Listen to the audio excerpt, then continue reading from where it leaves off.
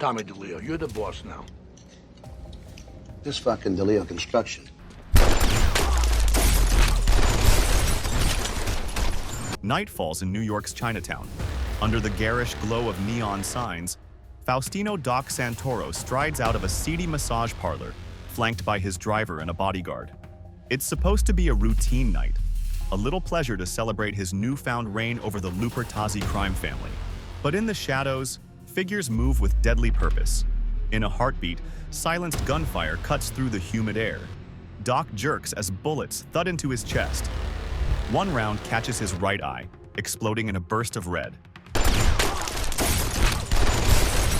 The bodyguard crumples beside him. Santoro, the self-proclaimed boss of New York, collapses to the pavement, life leaving him before he ever hits the ground. The driver flees. By the time the echoes of the gunshots fade, Doc Santoro lies dead in the street. It's a cold, clinical hit, executed with the precision of a vendetta fulfilled. And somewhere in the night, Phil Leotardo breathes out a long, quiet sigh of grim satisfaction. The question lingers like gun smoke. Why did Phil order the killing of Doc Santoro? On the surface, it's a power play, but the real reason is tangled in pride, pain, and a code written in blood. This is the hidden story of what truly led to that ruthless assassination. A speculative tale woven from the lore, whispered among those who know the life. Months earlier, the landscape of the underworld was shifting under everyone's feet. Johnny Sacramone, the reigning boss of the Lupertazzi family, had withered away in a prison hospital, dying of cancer. His death left a vacuum at the top of New York's most powerful mob family. In that void, ambitions festered. Rival captains sized each other up. Loyalties, old and new, were tested in hushed conversations behind closed doors. Two names rose above the rest as potential successors. Faustino Doc Santoro, a veteran capo with an easy smile and ruthless instincts, and Phil Leotardo, the hard-eyed old-school underboss with a long memory and an even longer list of sacrifices made in service to the family. Phil Leotardo had just stared death in the face himself, not from a gun barrel, but on an operating table. A massive heart attack had nearly killed him. Waking from surgery, chest stitched up and spirit humbled, Phil declared he was done with this thing of ours. 50 years in the life had given him nothing but grief. He'd buried a brother, done hard time in Lewisburg, and missed watching his children grow up. As he recuperated, Phil told his closest confidant, Capo Butch DeConcini, "No more, Butchie. No more of this." No more, Butchie. No more of this. The old lion appeared tired. He spoke of wanting to spend time with his grandchildren, to enjoy whatever years he had left outside the constant tension of mob politics. It seemed, for a moment, that Phil Leotardo would walk away from the crown within reach. He gave his blessing for others to sort out the future. In his place, Jerry, the hairdo, Torsiano, Phil's protege and a rising star in the family, was poised to take up the mantle. Jerry was brash but capable, and crucially, he had Phil's backing. Many assumed the transition would be smooth. The Leotardo faction would support Jerry and peace would prevail. But in Cosa Nostra, peace is a fleeting mirage. Across town, Doc Santoro was already scheming. Despite being every bit Phil's contemporary in age and experience, Doc had never quite ascended to the inner circle under previous bosses. To him, Johnny Sack's death was the opportunity of a lifetime. Doc played the respectful elder statesman in public.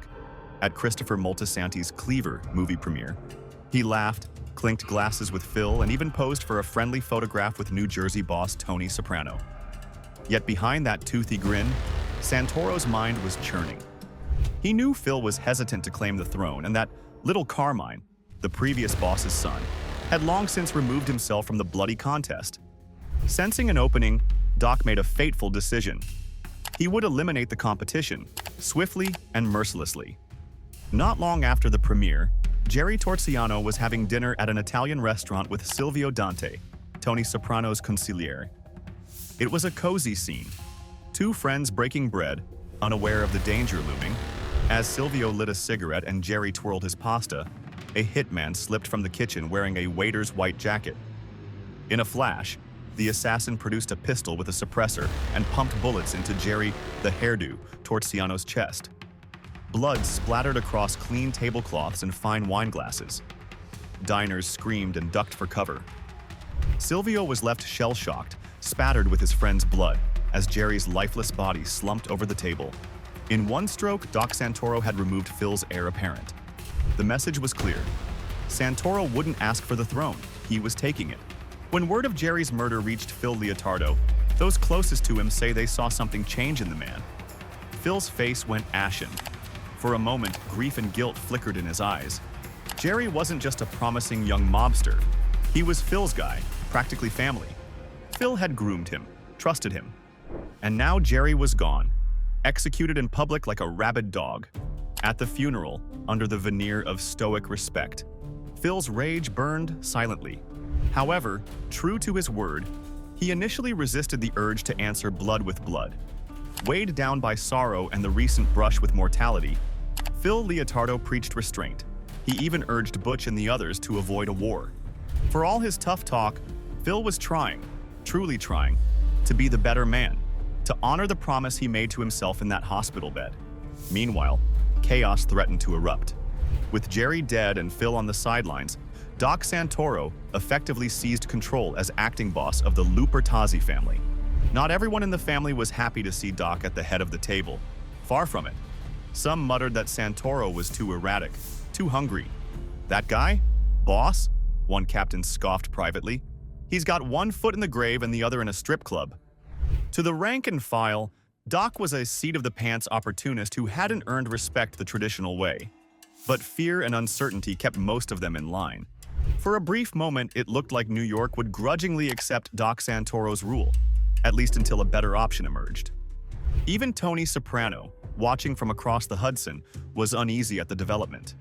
Tony knew Santoro's reputation as a wild card and feared that an unstable boss in New York could spill trouble into New Jersey. Desperate to prevent further bloodshed, Tony quietly reached out to Little Carmine, imploring him to step up and reclaim his father's crown to stabilize the situation. Little Carmine, still haunted by the disastrous power struggle years before, politely refused. He had no interest in leading, not after the toll it took last time. And so the path was clear for Doc Santoro, unless Phil Leotardo changed his mind. That change of mind came in an innocuous setting, over plates of veal parmigiana in a quiet Brooklyn eatery, in the episode of their lives that would later be dissected by FBI profilers and street gossip alike. Phil and Doc Santoro sat down for a friendly dinner to publicly smooth over tensions. At first, everything seemed civil. Phil, freshly out of the hospital, was composed and courteous. Doc Santoro, now the acting boss, was affable, making small talk and even bringing up the latest news, Tony Soprano's recent brief arrest on a gun charge, for instance, with a casual chuckle. But beneath the cordial smiles, an ominous tension coiled like a snake under the table.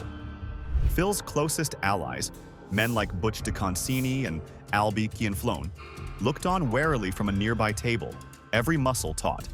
They could sense the subtle battle of wills playing out between the two old gangsters in real time. Then it happened. As Phil picked at his meal, Santoro's gaze drifted to an untouched slice of prime rib on Leotardo's plate. Doc pointed with his fork and, in a tone that was almost playful, asked, "You gonna finish that, Phil?" Phil Leotardo froze. You mind? The clink of silverware around them seemed to fall silent. Slowly, Phil shook his head and forced a thin, tight-lipped smile. Before anyone could breathe, Doc Santoro reached over and speared the piece of meat off Phil's plate, chuckling as he popped it into his mouth. It was a brazen, calculated show of dominance, and everyone in the restaurant knew it. In the world of wise guys, respect is the currency of life, and in that single act, Doc Santoro robbed Phil Leotardo of both dignity and face. Perhaps most galling of all, Santoro had made Phil complicit in his own humiliation. By asking permission before taking the food and receiving Phil's acquiescence, Doc forced him into an impossible corner. If Phil had refused, it would have sparked an ugly confrontation then and there. By allowing it, Phil appeared weak. The moment the morsel left his plate, Phil's eyes hardened as he watched Santoro chew, the older man patting his lips with a napkin like nothing was amiss. A line had been crossed. Phil Leotardo's jaw clenched so tight, it's a wonder his teeth didn't crack. For a man who'd spent a lifetime commanding respect through fear and honor, this was the final straw. In that charged moment, Phil made a silent vow, one perhaps even he didn't fully realize at the time, that Doc Santoro would pay in blood. The old Phil, the one who had tried to retire peacefully, died in that restaurant right alongside Phil's pride. As Santoro blithely moved on to chatter about union kickbacks, Leotardo barely heard a word. He was already envisioning the counterstrike. All the grief, rage, and pent-up vengeance that Phil had bottled up was now directed like a laser at Doc. The very next day, Phil's crew quietly went to work. Calls were made. Old alliances were tested and confirmed. Men like Butch and Albie, who had chafed under Santoro's leadership, eagerly fell in line behind Phil's decision. They knew, as he did, that if Santoro continued as boss, their world would descend into chaos, and more of their people would end up dead. Phil's sense of duty to the old ways, combined with personal vendetta, crystallized into a single order: make Santoro disappear. And so, on that fateful night in Chinatown, 3 loyal gunmen lay in wait to do just that. Phil Leotardo had finally taken back the reins of power, not by a vote or a sit-down, but through the barrel of a gun. In classic mob fashion, he never had to be on the scene. His will was carried out without a whisper of his name. But everyone knew who ordered it, just as surely as they knew why. To the soldiers and capos who had witnessed Santoro's rise, the public rationale was obvious. A ruthless power struggle resolved in the traditional manner. Phil wanted to be boss. Doc was in his way. End of story. Yet the real reason, the deeper motive, was more complex and simmering with emotion. Phil Leotardo didn't order the hit on Doc Santoro merely to wear a crown. In fact, he had tried to walk away from that crown until he was dragged back in. No, Phil struck because Santoro violated fundamental principles that Phil lived by. Faustino Santoro betrayed the code of honor by killing Jerry Torciano without commission approval, snatching at power through treachery. He showed Phil personal disrespect that could not be ignored. And perhaps most importantly, Doc threatened the stability and legacy of the family itself. Phil was an old-school gangster who believed in hierarchy, respect, and Cosa Nostra tradition. Remember, this is the man who once lamented all his decades of sacrifice, saying with bitter pride that, "There are no scraps in my scrapbook." He meant that he never left a score unsettled, never left a page half-written. To Phil, Doc Santoro was a walking insult, a conniving pretender who had spilled the blood of his friends, laughed in his face, and would lead their family to ruin if allowed to reign. Phil could not, would not, leave that insult unanswered. Killing Doc wasn't just business, it was deeply personal, a settling of accounts written in gunfire. There's an old saying in the mob, blood calls for blood. In Phil Leotardo's mind, Santoro had called down the thunder the moment he overstepped his bounds. The hit was the thunderclap answering that call. It was vengeance for Jerry Torciano, the younger man Phil felt responsible for, cut down before his time. It was a response to the outright humiliation Phil endured in that restaurant, a wound to his pride that only Santoro's blood could heal. And it was a preemptive strike to restore the order of things. With Doc gone, the Lupertazzi family could unite under a leader who, for all his faults, adhered to the old rules. In the darkness after Doc Santoro's assassination, as Phil Leotardo took the mantle of boss, there was a chilling sense of equilibrium snapping back into place. New York had lost one more boss to the endless cycle of violence, but to those who lived by the code, respect had been restored. Phil Leotardo's decision to whack Doc Santoro was born from a perfect storm of motives: pride, vengeance, fear for the family's future, and an unwavering devotion to the principles he thought he was upholding.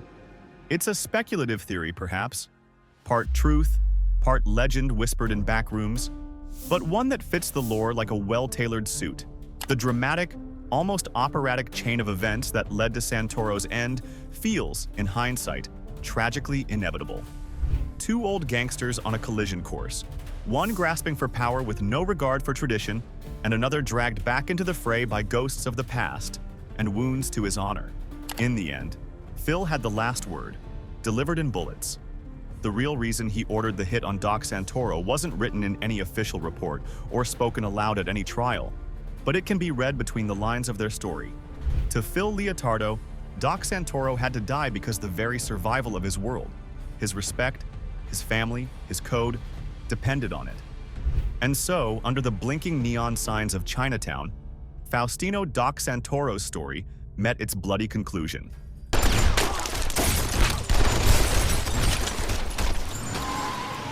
His ambition, treachery, and hubris earned him a one-way trip into the asphalt, courtesy of Phil Leotardo's uncompromising will. The streets fell silent again, and in that silence the tale of why Phil did it echoes with a dark logic. It was the only way Phil knew to right the wrongs, to avenge the fallen, to reclaim respect, and to send a message as old as the mafia itself. Mess with the bull, you get the horns. The hit on Doc Santoro was more than a power move. It was Phil Leotardo's ruthless form of justice. In his mind, it was necessary. In the lore of The Sopranos, it's the moment an old lion showed that even in twilight, his roar could still shake the walls and his bite could still kill.